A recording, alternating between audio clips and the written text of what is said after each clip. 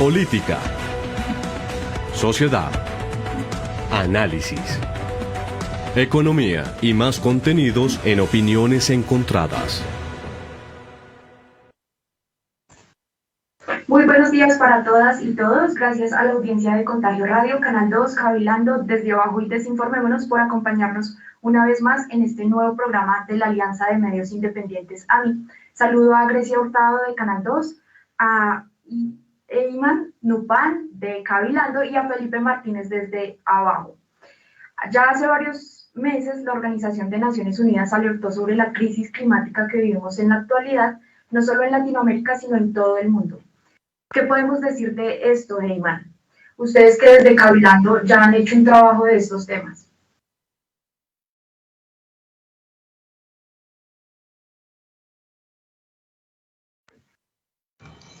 Bueno, ¿me escuchan ahí perfectamente? Sí, te escuchamos. Bueno, perfecto. Muy buenos días a todos. Desde acá de Cabilando, pues creo que hemos venido haciendo unos nexos importantes para ir comprendiendo precisamente la relación entre lo que implican las políticas tanto globales como nacionales y al mismo tiempo lo que implican los gobiernos de por sí y todo lo que tiene que ver con las condiciones sociales, culturales y étnicas, por supuesto, que es al turno como que me corresponde en esta ocasión. Yo como parte de Cabilando, mi caminar está dentro de las comunidades ancestrales, indígenas, pues como le llaman más comúnmente, del territorio colombiano, de lo que hemos podido pues caminar y también ir conociendo un poco el aspecto de lo que es el Abya Yala, ¿no? México, Brasil, Argentina, Chile, Ecuador, por citar, ¿no? Entonces creo que estamos en una comprensión desde una mirada también local de lo que corresponde acá. Yo vivo y trabajo acá en la Universidad de San Buenaventura, por parte Cabilando, por supuesto, y estoy acá en el Tolima. Ustedes reconocen y saben históricamente que el Tolima es una región bien apretada por el surgimiento de la violencia, la guerrilla, el territorio, y las comunidades ancestrales pues no están por fuera de ese marco. Entonces creo que con Cabilando hemos ido recogiendo información, tenemos informes que hemos ido compartiendo con otras instituciones y de igual manera estamos trabajando mancomunadamente pues con grupos que en realidad están en una apuesta de resistencia, ¿cierto? Una resistencia sabia, como lo decimos de las comunidades ancestrales, y algunos de nosotros como parte de Cabilando también asumimos nuestra condición de ancestralidad.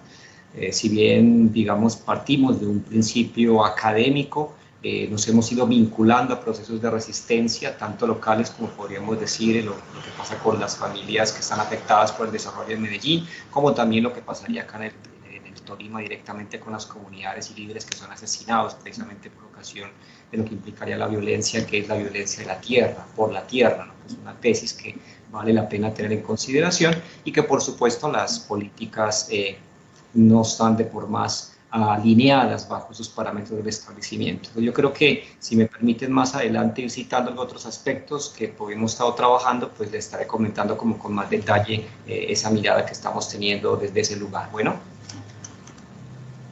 Gracias. Grecia, ¿qué opinión tiene el Canal 2 de este tema? Se dice que para sostener el nivel de consumo existente necesitaríamos más de un planeta y surgen los temas de las energías verdes, que también tienen sus procesos para que pues se apliquen asertivamente y no traigan otras consecuencias a las comunidades de varios territorios. Entonces, esto realmente es una alternativa viable al tema que plantea y el tema que plantean los gobiernos, hablando pues de una manera general. Muy buenos días para todos, un placer estar aquí con ustedes. Nosotros como Canal 2 siempre hemos estado comprometidos con el cuidado de la madre tierra, con las prácticas amigables con el planeta. Siempre lo hemos promovido a través de nuestros documentales, comerciales, reportajes y todo. El Canal 2 está muy comprometido con todo lo que tiene que ver con cuidar este planeta. Y por supuesto que como estamos, necesitaríamos otro planeta para poder sobrevivir y durar más años. Es claro el daño tan fuerte que está viviendo la madre tierra en diferentes aspectos. El consumo de plástico indiscriminado, que todavía no hay conciencia social de que el uso de plástico de un solo uso, valga la redundancia, pues es muy dañino para nuestro ecosistema, que la cantidad de plástico que se va al mar, que daña nuestra fauna del agua, es súper fuerte, que todavía es mucha la gente que no le importa cambiar el uso de botella plástica por botella de vidrio, que hay que incluir en nuestras prácticas diarias sí, hay que cambiar nuestras prácticas diarias, hay que incluir como otras prácticas y hay que volver hábito el no consumir tanto plástico. Creo que el plástico, por un lado, es uno de los problemas más grandes que tiene nuestra madre tierra, entre un montón de otras, como también, además del consumo indiscriminado de plástico, bueno, tenemos la minería ilegal, tenemos el uso dañino de nuestros suelos, tenemos el problema de la fumigación con químicos a las plantas, al agro, muchísimas prácticas más que dañan nuestro ecosistema, que no se hace nada para solucionar esto. Sin embargo, existen algunos emprendedores, por ejemplo, que hacen productos amigables con el medio ambiente. Hace poco tuvimos la oportunidad aquí de entrevistar a una chica que tiene una marca que se llama Casana. Por ejemplo, ella elabora servilletas que son de varios usos, como para eliminar el uso de la servilleta. Entonces, coge unas telitas y las llena de cera de abeja y son servilletas reutilizables, que se usan, que no solo sirven como servilletas, también sirven para cubrir alimentos, entonces como para eliminar el uso un poco de plástico, como que tienes una fruta por la mitad y la envuelves en esto y después este objeto es reutilizable, y así con un montón de productos. Por ejemplo, hay cosas que no somos conscientes, como el tarro del shampoo, que consumimos muchísimo, entonces cómo se están creando ahorita shampoos que ya vienen sólidos para que no consumamos este objeto. Hay un montón de pequeñas cositas que tenemos en la casa que son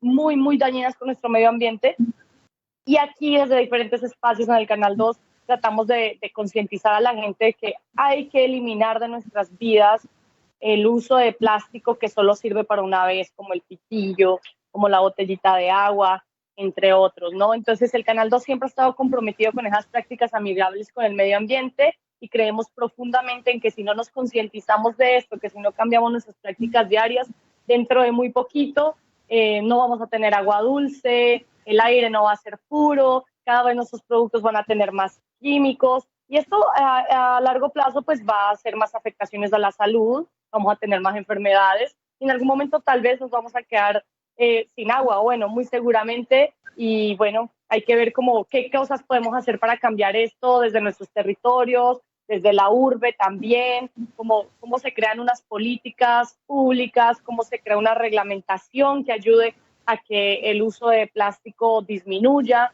y aquí tiene que ver un montón de cosas, no solo nuestros líderes ambientales, sino que también como desde el Congreso, desde los altos mandos, se le da prioridad a este tema profundamente importante. Gracias, Grecia. Felipe, ¿cómo califican ustedes el papel de los gobiernos frente a la emergencia climática? ¿Qué opiniones hay cuando los mandatarios de varios países, incluido Colombia, se proponen eliminar porcentajes altísimos de, por ejemplo, los gases de efecto invernadero? Bueno, Erika, gracias. Antes de responder tu pregunta, pues digamos, creo que hay que conectarla con lo que iniciaste el programa y le proponías a los demás invitados, ¿no? Y es, Naciones Unidas publica también un informe en torno a que el modelo de consumo, el modelo de vida que estamos llevando es insostenible para la naturaleza y para la vida de la existencia misma del planeta, ¿no?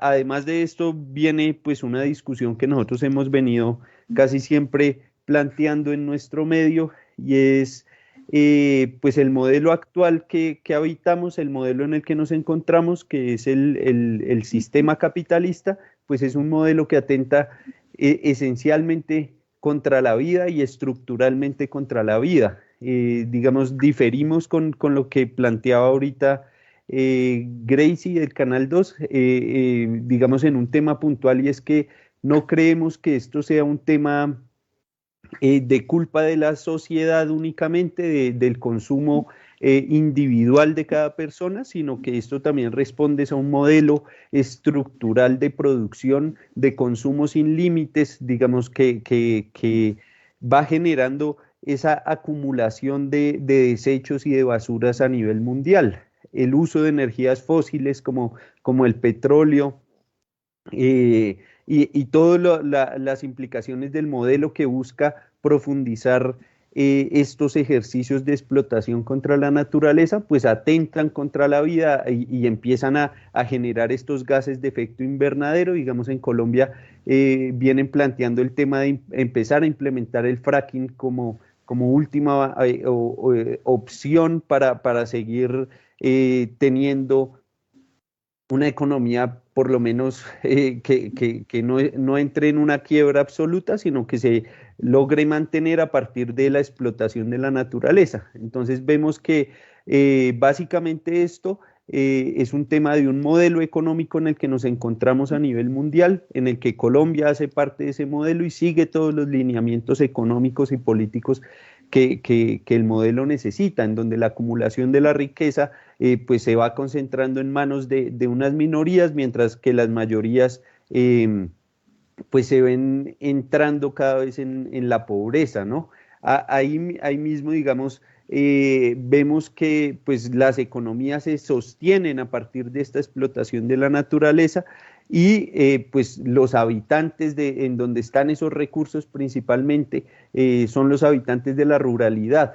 Entonces son los pueblos campesinos, los pueblos negros y los pueblos indígenas. Estos son los actores que hoy están sufriendo la violencia del extractivismo, la violencia de las hidroeléctricas, la violencia de la ganadería extensiva y todo el modelo, digamos, de producción capitalista que afecta contra la vida, que más adelante podemos plantear el tema de las estrategias que utiliza, como la militarización de los territorios con grupos militares y paramilitares, el asesinato selectivo y todo lo que, pues, digamos, Global Witness ha venido denunciando en este último informe. Finalmente, pues creemos que el gobierno colombiano es un gobierno completamente plegado a estos lineamientos de la depredación de la naturaleza y de la vida y del asesinato y estigmatización y criminalización a quienes defienden la vida y los territorios. Gracias, Felipe. Tú mencionas algo importante y es el tema de la economía, que digamos que ha volcado al tema del petróleo, al tema de la minería. Entonces me gustaría preguntarle a Heyman, frente al tema de la pandemia, que además de, pues según expertos, ser una consecuencia más del daño ambiental, porque precisamente con esa biodiversidad que deberíamos tener es cómo se enfrentan las enfermedades y virus. Entonces, ¿qué implicaciones también puede traer ese deseo desesperado por recuperar la economía en nuestro hemisferio? Muchas gracias, Erika. El asunto, creo que me gustaría no sé si de pronto desdibujo el formato de lo que estamos transmitiendo, como la circulación de la palabra, ¿no? Como los pueblos indígenas, los pueblos, nuestros hermanos ancestrales nos han ido como enseñando de circular la palabra e ir viendo cómo a partir de lo que plantea Grace, de lo que plantea Felipe, vamos haciendo como hilo con tus preguntas. En ese sentido, creo que plantear lo del establecimiento, como lo decía Felipe, es un elemento básico. Grace también lo reconoce. ¿Qué es el establecimiento? Que a veces siempre quedamos como que ¿qué es esa masa amorfa que todo el mundo dice es el sistema y el sistema pues también lo hacemos nosotros? En ese sentido, esta clarificación del sistema me parece importante porque es un sistema que empieza con la Edad Moderna. En la Edad Moderna, partiendo desde 1500, de acuerdo a Enrique Dussel, empieza un proceso de monetización y economía totalmente distinto al que venía de la etapa feudal. Ese elemento, voy a ser muy corto en eso, por supuesto, ese elemento se transforma luego en lo que podríamos llamar una modernidad industrial, que ya vamos pasando por el 18. Entonces, este tipo de modelo que viene desde hace más de 500 años, que es lo que los sabedores dicen, nos invadieron precisamente el territorio, es un modelo que comenzó con un extractivismo, ¿cierto? Es una economía extractivista que, por supuesto, demandó un consumo no solamente de lo que llamaríamos la minería, en los primeros fue el oro, la plata, ¿cierto? Sino que posteriormente ya en la industrialización se pasó a lo que implicarían los los productos como el petróleo, ¿cierto? Que es uno de los elementos totalmente gravísimos para el territorio y que se han vuelto parte de la industrialización del sistema. Entonces hay una economía y a eso se afilia una política, el neoliberalismo. Entonces este neoliberalismo, que es ya la contemporaneidad, traza toda una política totalmente distinta que afecta a los territorios en su constitución planetaria, ¿cierto? Boff lo plantea entonces de una manera muy interesante. Si tenemos toda esta radiografía histórica, ¿cierto?, que afecta los territorios, pero afecta nuestro planeta, es conveniente que empecemos a pensar qué hacemos con lo que está aconteciendo en la crisis planetaria, ¿cierto? La arremetida contra los mayas, por ejemplo, el sur de México, los indígenas del Brasil, los mapuches de Chile, ¿cierto? Lo que acaba de comentar aquí nuestro compañero Felipe sobre la ONU y el último informe, lo que está planteando Global Witness. Es decir, tenemos un planeta que está en crisis, pero es nuestro planeta. Pero parece ser que este modelo capitalista, neoliberal, ¿cierto?, este tan sistema mundo es el que se ha convertido en un sistema que cuando la gente dice parece que está afuera, se ha incorporado, ha taladrado la subjetividad humana de tal manera que nosotros estamos contribuyendo para que se sostenga este sistema, ¿cierto? Y esto es importante aclararlo porque a veces sentimos que el sistema es el gobierno, ¿cierto? El sistema son las élites que gobiernan nuestros países, en este caso el Abya Yala, pero resulta que también somos nosotros, ¿cierto? Somos nosotros que hacemos que esto suceda, es decir, que se siga manteniendo este tipo de élite. Ahí sí voy entrando ahora sí con lo de la pandemia. Entonces, ¿qué sucede? Cuando hay una política que trae tras de sí una historia de un tipo, de un modelo economista, extractivista, desarrollista, por ejemplo, que ya es de la última etapa, desde el 1800 en adelante, siglo XX, que es lo que se amplifica, y en el siglo XXI estamos viviendo las consecuencias. Entonces tenemos toda una crisis humanitaria y una crisis planetaria. Esta crisis planetaria pues deviene también, en este caso, con el virus, ¿cierto? Entonces, algunas comunidades ancestrales han dicho que es el castigo de la Madre Tierra. Otras comunidades dicen, de una manera un poco más salomónica, que es parte del proceso de equilibrar. ¿Esto qué significa equilibrar? Pues que tienen que morir seres humanos, ¿cierto? Por supuesto, para los humanistas esto es grave, y la conservación de la vida humana pues, se privilegia por lo demás. Las comunidades ancestrales consideramos que no es de esa manera. Es decir, este sistema extractivista, desarrollista, agresivo contra la madre tierra, implica que entonces haya una devuelta de unas generaciones humanas distintas. Entonces, frente a lo que implica la pandemia, como se ha regulado a través de un sistema y de un modelo biomédico, también se volvió capitalista. Es decir, queda la gran duda si esto que estamos diciendo de la vacuna para mediar, para minimizar el riesgo, en realidad estamos minimizando el riesgo, sino un cambio de conciencia en el cual nosotros hemos sido taladrados por ese tipo de sistema y vivimos, como decía nuestra compañera Grace, ¿cierto?, en un consumo masivo, y lo que estamos intentando intermedio es hacer estrategias de pequeñas cosas para poder avanzar. Pero las comunidades ancestrales establecen que esta pandemia necesita un cambio de conciencia total, ¿cierto? Eso quiere decir que un planteamiento como el neocolonialismo verde, que es lo que está planteando una reingeniería del colonialismo, que es lo que se está viendo desde ahí, pues precisamente no aplicaría para lo que implicaría detener la emergencia. ¿Por qué? Porque hay unas mutaciones del germen, ¿cierto? Hay unas mutaciones del virus, perdón, que están volviéndose tal vez más riesgosas y lo que sigue. La gran pregunta es, ¿nosotros en nuestro cambio de conciencia estamos dispuestos a desacelerar esa subjetividad que ha taladrado el sistema? Es decir, hay una micropolítica que sostiene el sistema. Entonces, en este caso, creo que la emergencia a la cual nos ha convocado es precisamente a no solamente detenernos a ver el problema, a entender que, ¿qué se podría decir? Que el 20% del poder mundial económico está abasteciéndose el 80% de la economía del resto del planeta, ¿cierto? No significaría sino otra cosa que cambiaríamos de conciencia. Es decir, que en esta micropolítica, cada sujeto frente a la emergencia sanitaria tendría que comenzar a pensar qué está haciendo frente a su forma de pensar vivir el planeta, nuestro planeta.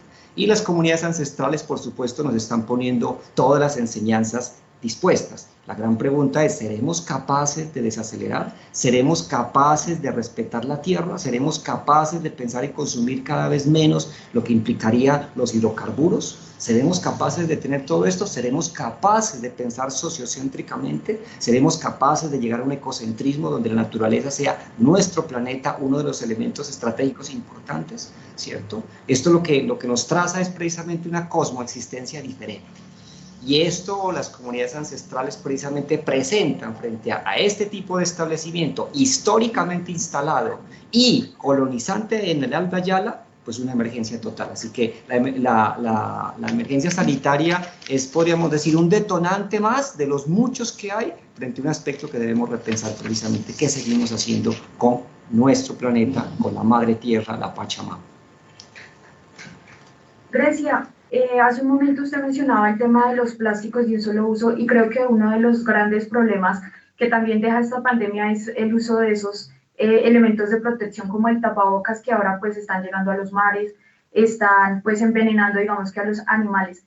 Pero también insisto otra vez con el tema de la economía que ya nos dijo un poco cavilando lo que piensa al frente de esto. Entonces, ¿qué otras implicaciones hay detrás de, pues, de esa recuperación que planean los gobiernos?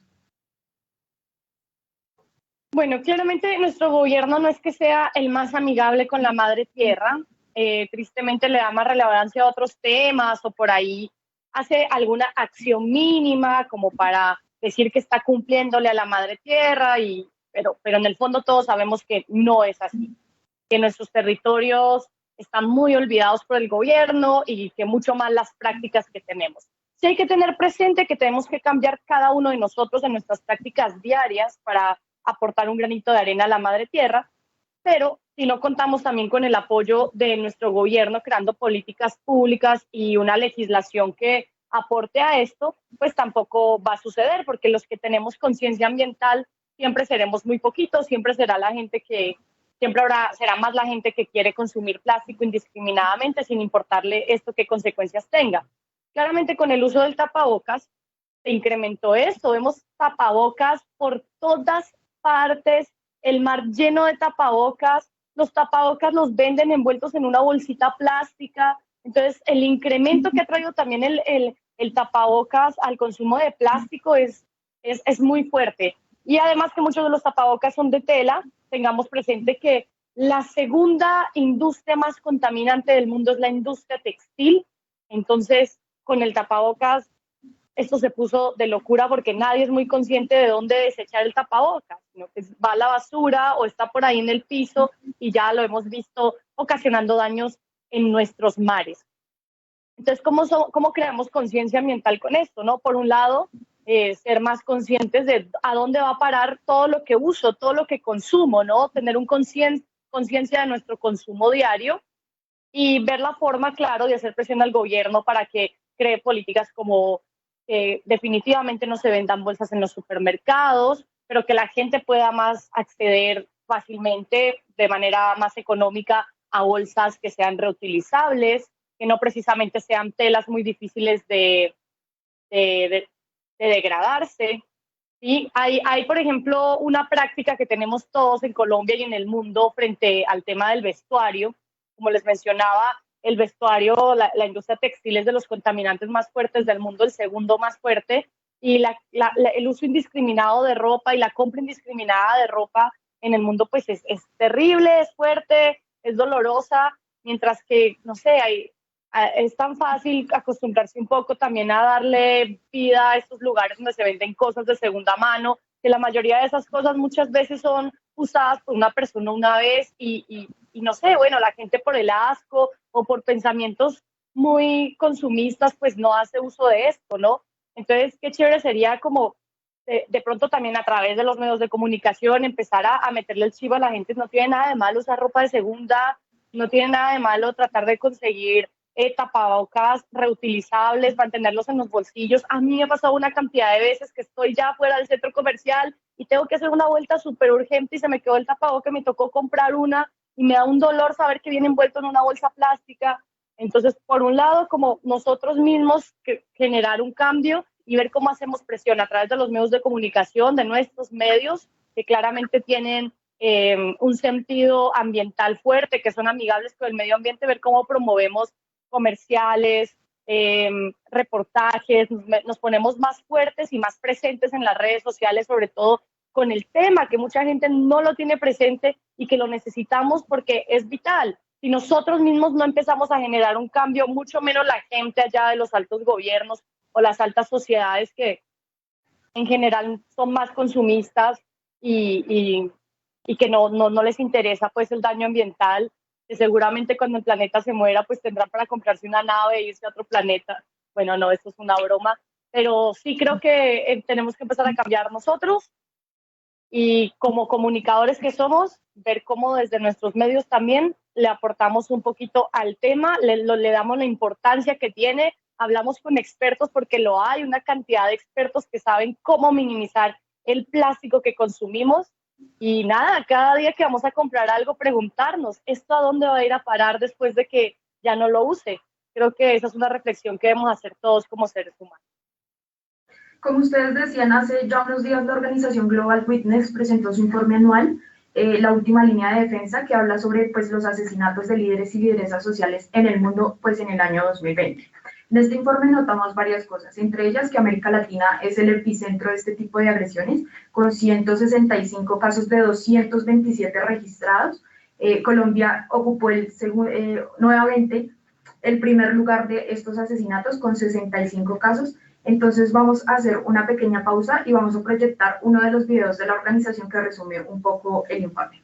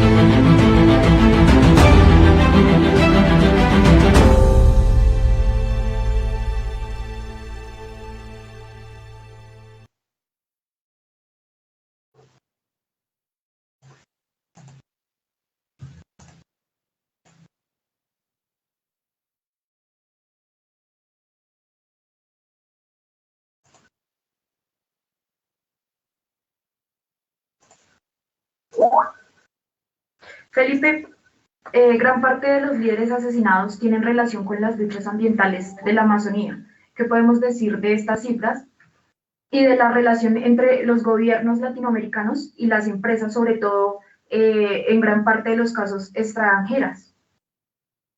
Bueno, sí, pues como lo decía en la primera intervención, pues digamos esto hace parte de una política global, como lo vemos, en donde pues la tierra es una mercancía que explotan las diferentes multinacionales o países específicos. Vemos que en el informe de Global Witness el primer país de Latinoamérica es Colombia con 65 casos, como bien lo decías, pero el segundo es México con 30 casos. Entonces, podemos ver que Colombia es un país que tiene un gobierno que es de derecha, que está plegado completamente a la lógica del neoliberalismo. Y México es un país en donde se supone hay un gobierno alternativo, un gobierno progresista, pero en donde también se están asesinando los líderes ambientales y se están implantando el modelo neoliberal y la lógica extractivista en los territorios, principalmente donde habitan los pueblos indígenas y étnicos en general, ¿no? En este sentido, pues digamos lo que vemos en Colombia es la Amazonía es una gran parte pues digamos de lo que denominan como el pulmón del mundo, ¿no? Y hoy lo que se está expandiendo en esta región, no solamente en Colombia, sino en Brasil y en otros lugares, es la ganadería extensiva. Entonces, los negocios de la carne, de la producción de esto, de la tala de árboles y de madera, también, pues digamos, entran dentro de esta lógica y estas dinámicas, y pues finalmente quienes están haciendo estos ejercicios de explotación con el aval de los gobiernos y de los diferentes países, pues son empresas privadas que hacen parte de la economía mundial capitalista, que funcionan, digamos, generando grandes cantidades de recursos o utilizando grandes cantidades de recursos naturales que se utilizan, digamos, para la producción a nivel global. Pues digamos, la relación es muy clara. Vemos en Santurbán, en el páramo de Santurbán, lo que quieren hacer de empezar a explotar, pues digamos, estos territorios que son casi únicos en el mundo y que Colombia es el país donde más páramos existen pues quienes hacen negocios son el gobierno de turno con empresas y transnacionales como Anglo American o Anglo Gold Ashanti antes, pero también hay intereses ahora de países de otras latitudes más allá del occidental, como a nivel de Asia, y bueno, pues todo lo que esto implica básicamente es el asesinato, el despojo de tierras, el completo daño de la naturaleza, y que siempre nos hablan como que todos estos proyectos son amigables con el medio ambiente y que van a dejar tal cual estaban los territorios después de hacer la minería, y esto no es cierto. Pues vemos el Cerrejón, un hueco que ya tiene, que se puede ver desde el espacio, y bueno, pues este es como el modelo que están siguiendo pues nuestro gobierno actual y los que también se hacen llamar progresistas. Grecia, ¿qué observaciones hacen ustedes o qué conclusiones sacan de estas cifras? Y también ese impacto puede deberse a lo que hacen los países denominados potencias en nuestro continente, y finalmente donde queda el daño ambiental que menciona Felipe. Súper fuerte lo que menciona Felipe, ¿no? En el daño ambiental indiscriminado que se ha vivido siempre y que se sigue viviendo y que muy seguramente se va a seguir viviendo porque nadie hace nada al respecto, ¿no? No hay nadie que se apersone de hey, ¿cómo le ponemos freno a estas grandes industrias millonarias que vienen de otros países y llegan y meten maquinaria acá, pescan nuestros peces, entre otras prácticas? El video que vimos cuando hicimos la pausa, a mí me impactó muchísimo la cifra, como 227 personas asesinadas en el año pasado por defender el medio ambiente. Sí, es la cifra más alta registrada nunca. Entonces, hay unos conflictos con nuestra madre tierra, hay personas que a pesar de que saben que arriesgan su vida y la de su familia al ponerle el pecho a estas situaciones, lo hacen y son asesinadas. Entonces, ¿cómo no hay tampoco garantías para nuestros líderes sociales? ¿Cómo el narcotráfico sigue llenando de sangre nuestros territorios, la minería ilegal, la pesca indiscriminada? De hecho, hace poco, no es noticia nueva para nosotros que, por supuesto, los chinos clandestinamente, o muchas personas de los países asiáticos pescan ilegalmente en nuestras costas, tanto en las de Colombia como en las de Ecuador, y nadie le pone freno a eso porque de alguna manera pues hay dinero bajo cuerda para la gente que debe ponerle atención a esto. Entonces siempre todo bajo la ilegalidad, sin importar nada. Todo es una situación de quién gana más, de cómo le sacan provecho a Colombia, que es un país tan rico forestalmente, tan rico en su fauna, turísticamente, paisajísticamente, y que todos sus beneficios que podría darle Colombia a los colombianos y sobre todo a los campesinos y a los que defienden la madre tierra, todos esos beneficios no son para ellos, sino que se van para afuera. El mejor café que cultivamos en Colombia no lo consumimos los colombianos, y así con muchos productos. Entonces, sí es muy triste que de afuera vengan y se aprovechen de nuestros recursos de todo tipo, nadie haga al respecto, y si alguien llega a ponerle el pecho, la cara a esta situación, pues lo asesinan. Esta cifra ojalá dejara de ser una cifra y tuviéramos, no sé, darnos el ratito de pensar qué es 227 personas asesinadas por defender la madre tierra. Dejar de pensar en el número 227 y pensar en cada una de esas 227 personas, cuántas familias dejó alrededor, cuántos amigos se quedaron alrededor de cada una de esas 227 personas. Y vemos más allá, la cifra de afectados por esas 227 personas asesinadas por una causa justa, pues es grandísima, y eso es profundamente lamentable, y ojalá pudiéramos hacer algo. Lo que podemos aportar nuestro granito de arena desde nuestros medios de comunicación independiente, y ver cómo la gente que está viendo este programa se concientiza, trata de difundir el mensaje y ver cómo podemos hacer presión gubernamental. Heyman, ¿por qué tantos asesinatos en América Latina? Y le hago otra pregunta y es, ¿por qué son las comunidades indígenas y afro las más afectadas pues de este tipo de daños? ¿Qué se está moviendo, por ejemplo, en los gobiernos para que Bolsonaro diga que va a quitar las medidas de protección de los pueblos indígenas en la Amazonía?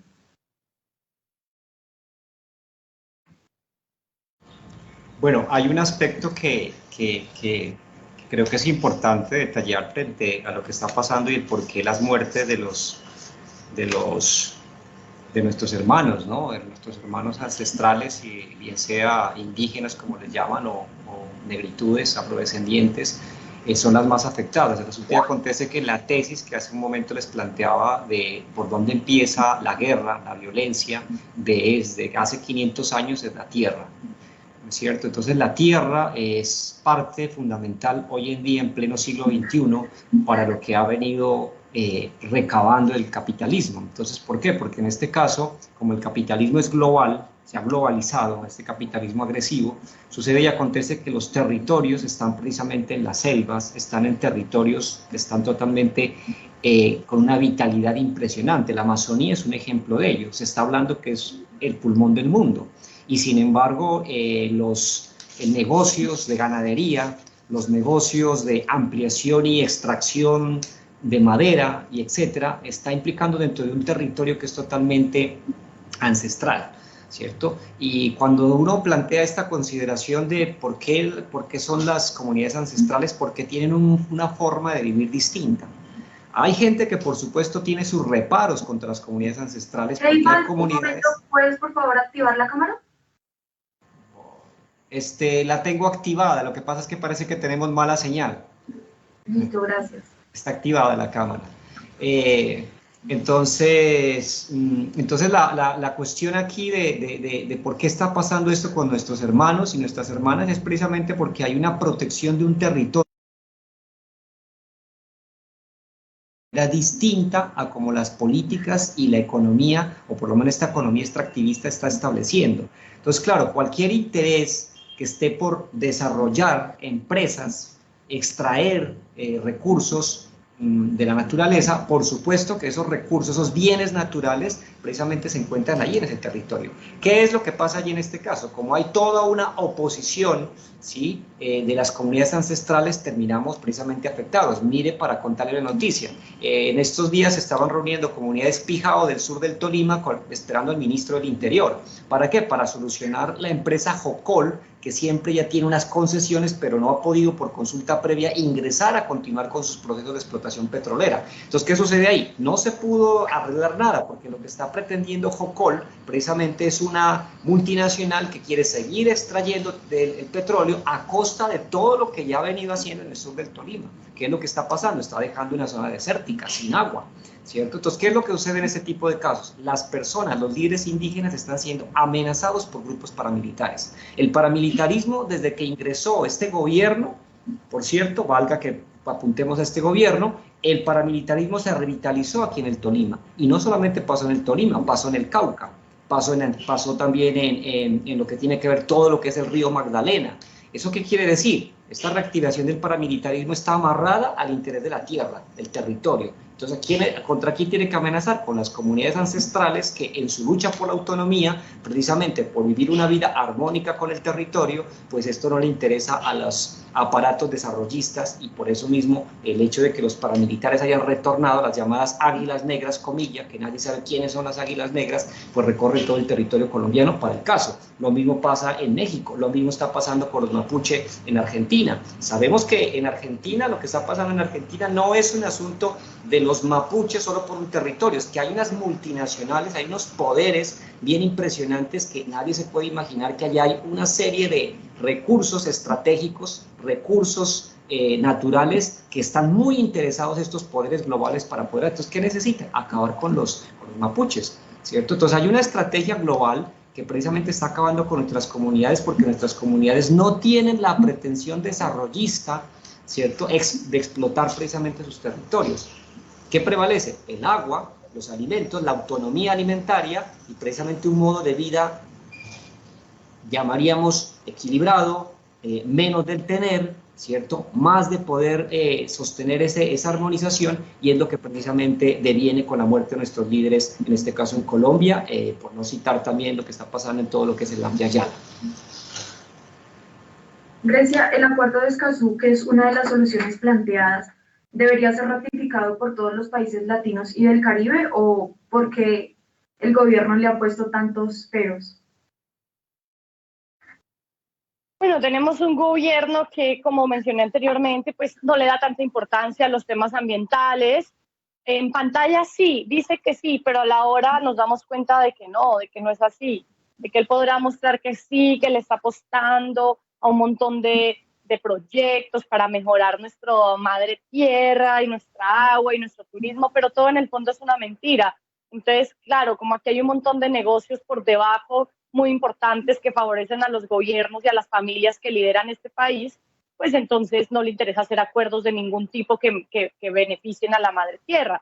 Yo no tengo la menor duda, y esto no lo digo a nombre del Canal 2, sino que lo digo yo, Grecia Hurtado, de que temas de la minería ilegal y todo lo de los cultivos ilícitos va al bolsillo del gobierno y de nuestros entes gubernamentales, y esto lo digo como Grecia Hurtado. Obviamente, pues ustedes saben que nosotros somos un canal contestatario al gobierno. Por supuesto, no le estamos haciendo la guerra a nadie, solamente estamos mostrando y dándole voz a muchas personas que no han tenido voz en los medios tradicionales, y nos hemos encontrado con un montón de situaciones terribles, y acá se han denunciado muchas situaciones muy feas en el tema ambiental, ¿no? Y siempre hemos estado con nuestros líderes sociales, apoyándolos, visibilizándolos cuando son amenazados, y nuestro gobierno nunca ha generado políticas que los amparen, que los acompañen, que los abracen, que los cuiden, no. Lanzan la denuncia de que están siendo amenazados, a las 2, 3 días aparecen muertos y se llora, se hace el show mediático por ahí, pero nunca pasa nada más. Entonces yo creo que este tema que mencionas no es relevante para nuestro gobierno, ¿sí? Para nuestro gobierno es relevante que se sigan exportando droga, tristemente es así, para mí es así. En este país, una de sus grandes economías es la droga y el uso de nuestros territorios, de los territorios de nuestros campesinos, de nuestros indígenas para la producción de ella, porque es impresionante, pues sí, no tiene sentido que no lo puedan frenar, ¿no? Que no lo puedan frenar, que cuando hay una protesta social haya esa cantidad de militares tan impresionantes y tan armados en las calles, pero no puede haber esa cantidad de militares tan impresionante en los territorios acabando con los cultivos ilícitos, ¿no?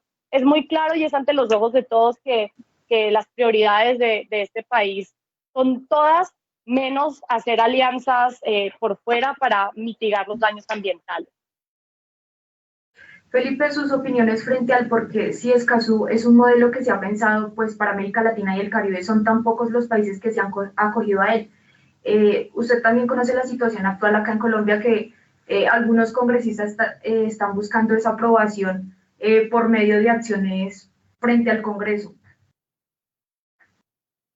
Bueno, no, pues yo creo que no, los gobiernos no realmente no se interesan en este acuerdo como las grandes potencias no se interesan mucho en el acuerdo del G20 y todo este tema de minimizar los gases de efecto invernadero, básicamente porque la propuesta de este acuerdo de Escazú es combatir la desigualdad, la discriminación, garantizar los derechos de las personas a un medio ambiente saludable y sostenible. Y pues a partir del modelo económico que se sostiene en Colombia, que está fundamentado en el extractivismo, pues no es posible concretar lo que este acuerdo está planteando. Y muchos otros países de la región pues también viven del extractivismo, de economías muy reprimarizadas y que básicamente a partir de explotar la naturaleza y la vida es que sobreviven, ¿no?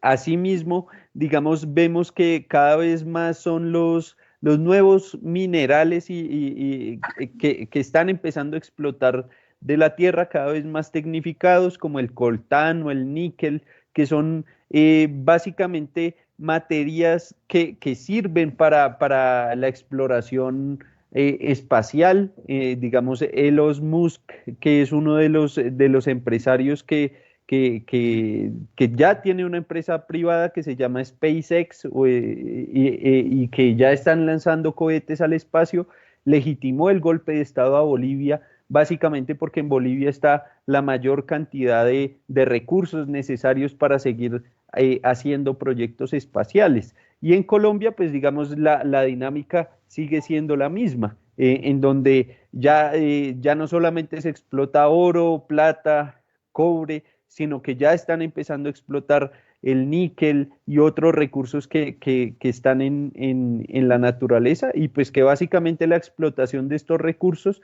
no permiten pues garantizar esos derechos a un ambiente saludable y sostenible, como lo que plantea el Acuerdo de Escazú.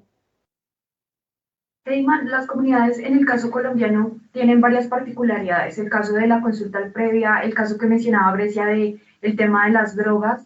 Entonces, ¿cree usted que debería pensarse cada país una especie de Escazú individual?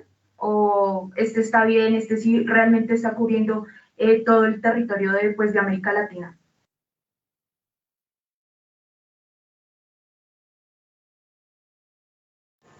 Erika, ¿me escuchas? Sí, señor. Sí, lo que pasa es que te estoy escuchando muy entrecortado.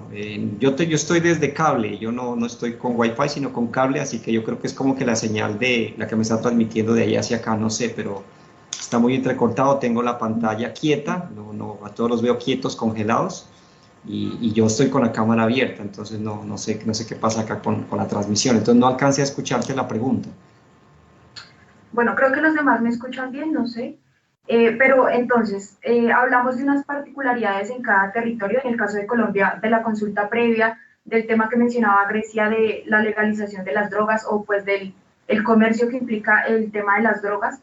Entonces, mi pregunta es, ¿sería válido que cada gobierno aplicara un tema como un tratado de Escazú, pero de manera individual y no que albergue, digamos, que todos los países de América Latina?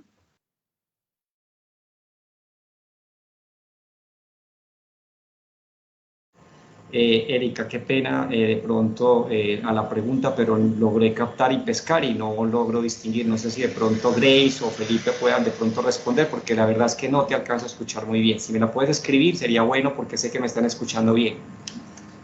Listo. Por ahora, Felipe, entonces puedes respondernos la pregunta y yo ya se la voy escribiendo a Heyman. Bueno, pues digamos ahí yo veo esto como parte de las estrategias que existen en el Estado. Digamos, el narcotráfico es un negocio fundamental para la economía colombiana. Digamos, ahorita estaba viendo alguno de los comentarios de una persona en YouTube, y entonces cuando estábamos hablando del tema de los cultivos y de los pueblos ancestrales, esta persona escribe como que hablen de los ancestrales cultivos de coca. Entonces, es un comentario que me parece gracioso, básicamente porque pues, muchos pueblos se han visto obligados a cultivar hoja de coca, básicamente porque no es posible cultivar otro tipo de productos y de alimentos. ¿Por qué? Porque estas regiones están siendo utilizadas para el mercado global del narcotráfico, del que la economía colombiana sobrevive y que pues digamos, está estrechamente ligado el narcotráfico con los puertos de salida al Pacífico o al Atlántico. Toda esta lógica está inmersa en esto. Y pues el tema de la consulta previa y todo esto, pues cada vez van a ser más estrategias para que no se cumplan este tipo de mecanismos que ya tienen ganados los pueblos para defender sus territorios. Asimismo, pues está el incumplimiento a la consulta previa, pero también la estigmatización del gobierno y las empresas a los líderes sociales. Están también el tema de la militarización de los territorios, las acusaciones falsas y encarcelamientos, y pues digamos el asesinato, que ya es el último punto que puede llegar, digamos, todo este hostigamiento hacia los pueblos y comunidades que defienden la vida y la naturaleza. Gracias, Felipe. No sé si Heyman ya vio la pregunta. Si me permites, entonces, ya pues haciéndome hilo, porque a Felipe lo pude escuchar mucho mejor. Lo que les comentaba en el contexto del Tolima, precisamente tiene que ver con la consulta previa. Lastimosamente, el gobierno, el Ministerio del Interior, en el caso de Colombia, lo que intenta es precisamente hacer una negociación, comillas, con las comunidades ancestrales. Las comunidades ancestrales, diríamos así, de lleno, no hay negociación. O sea, el punto es que el territorio no puede ser cooptado para seguir siendo destruido por este tipo de multinacionales. Entonces el gobierno intenta precisamente hacer ese tipo de negociaciones partiendo de una cosa que es bastante interesante en Colombia, que tiene que ver el desempleo, la pobreza, la escasez de la alimentación. ¿Qué sucede con esto? Con esto presiona a las comunidades, porque las comunidades ancestrales, por supuesto, también necesitan comer, necesitan producir y demás, y entonces negocia de qué manera. Es decir, mire, podemos invertir en X elementos de tal forma que las comunidades han empezado, y hay que afirmarlo, a dividirse. ¿Sí? Y eso no creo que sea una opción en este momento, porque precisamente el capitalismo agresivo puesto sobre los gobiernos hace que figuras como la consulta previa se debiliten. Y en esta condición de debilitamiento apuntamos a que es posible que los pueblos ancestrales, como los zapatistas lo vienen haciendo, como lo vienen haciendo los mapuches también, como lo vienen haciendo varios pueblos en el territorio del Abya Yala, es el sostenimiento para poder proteger nuestro planeta, nuestra madre tierra. Podríamos decir, y me van a disculpar de pronto con esta afirmación, no puede haber un Estado democrático. ¿Y por qué un Estado democrático? Porque más democrático que sea un Estado siempre va a tener vicios. Y cuando las ancestralidades plantean una forma colectiva, autónoma, de un gobierno distinto a esa figura estatal grecorromana, está planteando una organización totalmente distinta. Y todo el mundo se asustaría porque todos piensan que eso implicaría un comunismo. No, no es un comunismo, en ese sentido como a veces lo dibujan los partidos de derecha. Estamos planteando unas políticas de la vida. Y a partir de que incorporemos unas políticas de la vida, creo que las afirmaciones de Grace, las afirmaciones de Felipe tendrían sentido frente a lo que implicaría el territorio tanto de Colombia como el territorio del Abya Yala, como sería lo planetario. Entonces, políticas de la vida, que voy a repetir a lo que ya lo dije inicialmente, pensemos, necesitamos desaceleración, porque todo el mundo estamos pensando en acelerar, alcanzar silencios, meditación, pero hablando de meditaciones colectivas, no estamos hablando del mindfulness para otra vez al sí mismo, no, hablando colectivamente una conexión con la madre tierra. Yo creo que yo recogería de Grace las pequeñas acciones de las cuales también devienen que tenemos que hacer algo en estos puntos de tensión. Estoy de acuerdo con Felipe en que tal vez haya que hacer algo más mancomunado frente a las políticas, pero de todas maneras, frente a lo que estamos haciendo como Cabilando, es precisamente promover redes de intercambio, no solamente profesionales, sino también no profesionales, es decir, revitalizar los colectivos. Y creo que prácticamente es nuestra tarea y es lo que está sucediendo en Latinoamérica.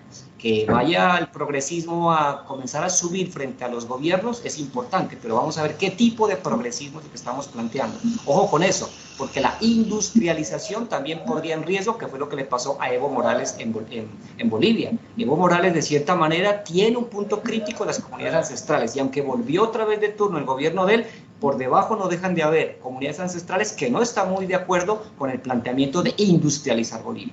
O sea, yo creo que esta forma de plantear fuera muy romántica, puede sonar porque estamos en una ciudad, en una urbe, y pues la urbe precisamente nos ha acostumbrado a otros modos de vida, pero creo que vale la pena reflexionar si queremos que para aquí las próximas generaciones tengan un destino de un planeta verde, pues podamos en realidad vivirlo y lo puedan vivir nuestras generaciones, porque muy posiblemente nosotros no lo vamos a ver de esa manera. Así que seguiremos sembrando semillas, Cabilando seguirá sembrando semillas, esta alianza de canales seguirá sembrando semillas para que en el futuro haya árboles que precisamente permitan dar aire a una nueva humanidad. Grecia, como dice Global Witness, la crisis climática y de derechos humanos se intensificó en los últimos años. Entonces, ¿qué cree que le espera a nuestro continente en esa materia? Ya para concluir. Bueno, nuestro continente, finalmente, si nosotros no hacemos parte de este cambio, de hacer esas pequeñas acciones diarias que aporten a un mundo mejor, no va a pasar absolutamente nada. Que el año pasado, teniendo una pandemia y suponiendo que estábamos en un momento de reflexión por esta pandemia y por la cantidad de muertos y que todos estábamos encerrados, experimentando un momento muy diferente para todos, y aún en una situación de esas, de crisis, se siguieron asesinando líderes sociales y líderes ambientales, que incluso se incrementó la cifra, 227 personas, la cifra más alta que jamás. Por ahí está mi director José Alberto Tejada, lo saludo, la cifra más alta que jamás habíamos tenido. Entonces no me imagino los años que vienen, ya que se espera, si la violencia sigue incrementándose y las acciones para mitigar los daños ambientales no se mitigan, yo creo que no habrá salida. Lo único que podemos hacer es guerrear, luchar, pararnos duro, es una de las frases que a mí me encanta personalmente, hay que pararse duro por aportar un granito de arena cada uno, consciente, cambiar cada uno de nosotros. ¿Qué prácticas, preguntarnos qué prácticas diarias estoy teniendo o hábitos que estén haciendo daño al medio ambiente? ¿Qué tanto plástico consumo? ¿Qué tantas cosas consumo que no sé a dónde van a ser desechadas? ¿Dónde boto las pilas que cargan los aparatos electrónicos? ¿Dónde boto los aparatos electrónicos? ¿A dónde van esos? ¿A dónde va el tapabocas que boté a la basura? Entonces creo que lo único que podemos hacer, o bueno, una de las pequeñas cosas que podemos hacer es cambiar nosotros mismos para empezar a fomentar, si sea un poquito de este cambio gigante. Y también las personas que vivimos en comunidad, tener este tipo de conversaciones con nuestras amigas, si somos profesores con nuestros alumnos, siempre tratar de meter la idea de la conciencia ambiental a la gente y nada, seguir luchando y protestando y proponiendo acciones que cambien y minimicen el asesinato de líderes ambientales. Heyman, un último mensaje o conclusión. Gracias, Erika. Ahora estoy escuchando muy bien casi que al finalizar el programa. Creo que uno de los mensajes más importantes, y yo discrepo un poco de Grace, es el hecho de que si seguimos pensando que como individuos, cambiando internamente, vamos a cambiar lo que pasa en el mundo, estaríamos equivocados. Y la ancestralidad lo que nos están diciendo es que hay un sí mismo colectivo que hay que revitalizar. Y el sí mismo colectivo implica esto que está pasando en este momento aquí en el programa. O sea, estamos haciendo redes de amigos, redes de canales, para permitirnos entre colectivos sumarnos como colectivos. Si ustedes se dan cuenta, las luchas sociales se han hecho por colectivos. Por supuesto, como nos han acostumbrado a la individualización, a la psicologización, individuos. Así que es el momento de unirnos, es el momento de restablecer vínculos, es el momento en Colombia, el Abya Yala, de reconocernos indios y negros, porque esas son nuestras herencias.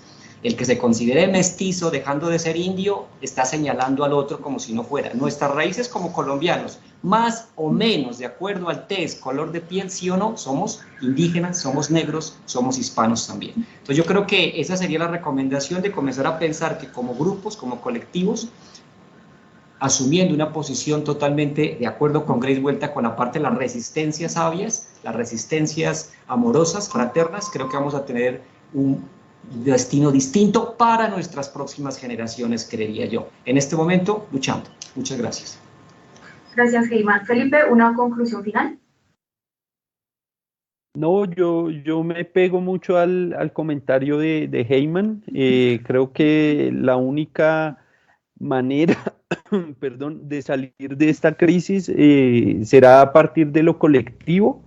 Y bueno, pues creo que hay que seguir tejiendo redes y construir realmente escenarios y procesos fuertes que discutan el modelo, que planteen pues realmente una alternativa anticapitalista a esta crisis que vivimos. Bueno, creo que acá encontramos varias opiniones, el tema de la lucha colectiva, la lucha individual y la responsabilidad de los gobiernos. Gracias a los tres nuevamente por hablar de estos temas y gracias a todos los que se conectaron con nosotros, con nuestra alianza de medios independientes. Los invitamos a que se conecten a todos los contenidos de cada uno de nuestros medios y un buen resto para de semana para todos. Política. Sociedad. Gracias. Análisis. Economía y más contenidos en Opiniones Encontradas.